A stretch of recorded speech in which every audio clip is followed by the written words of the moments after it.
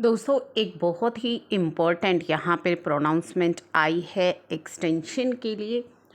Honourable high court ने New Delhi and the matter of रेलसीज engineering private limited के case में सेट असाइड किया ऑर्डर कैंसलिंग जीएसटी रजिस्ट्रेशन।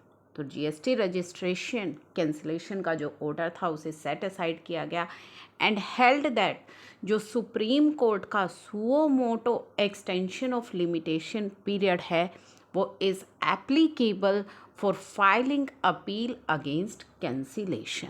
तो वो सुओ मोटो एक्सटेंशन जो है लिमिटेशन पीरियड की वो एप्लीकेबल है for filing appeal against cancellation. तो ये इम्पोर्टेंट जो प्रोनाउंसमेंट आई है वो आपके लिए काफ़ी इम्पोर्टेंट रहने वाली है। इसके फैक्ट्स ये थे कि प्रेजेंट पिटीशन जो है फाइल की गई against the order in appeal passed by revenue department, जिसमें कि show cause notice and order pass किया गया to cancel the GST registration of applicant. किस बेसिस पर रजिस्ट्रेशन कैंसिल करने के लिए कहा गया? जो लिमिटेशन पीरियड है stood extended by various order pass by Supreme Court in cognizance for extension of limitation period. और साथ में उन्होंने ये कहा कि जो शो कॉस्ट नोटिस है जिससे कि रजिस्ट्रेशन कैंसिल करने के लिए जो इशू किया गया था वो एक अनसाइंड ऑर्डर था, यानी कि उस पर साइन नहीं थे, which directed that appearance of petitioner without indicating the venue where proceeding would be conducted. ठीक है, साथ ही वहाँ पे जो है कोई वेन्यू भी मेंशन नहीं था जहाँ पे प्रोसीडिंग्स होनी थी। The order cancelling registration did not bear signature नहीं थे उस पर कंसर्न्ड अथॉरिटी के।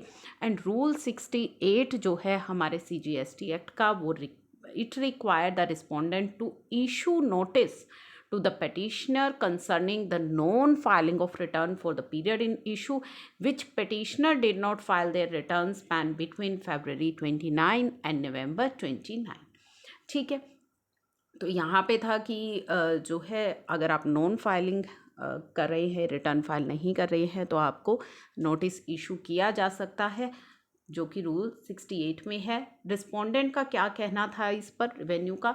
The period of non filing of return being prior to कोविड-19 kicking in the order passed by Supreme Court in cognizance for the limitation period would not be applicable in petitioner case.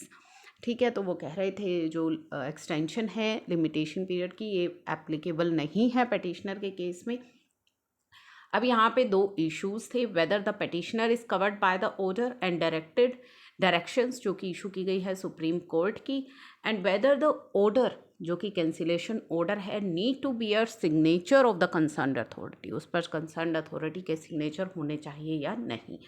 तो यहाँ पे जो है honourable high court new Delhi ने set aside किया है order cancelling the GST good and कहा है कि जो सुप्रीम कोर्ट का एक्सटेंशन पीरियड है is applicable for filing appeal against cancellation.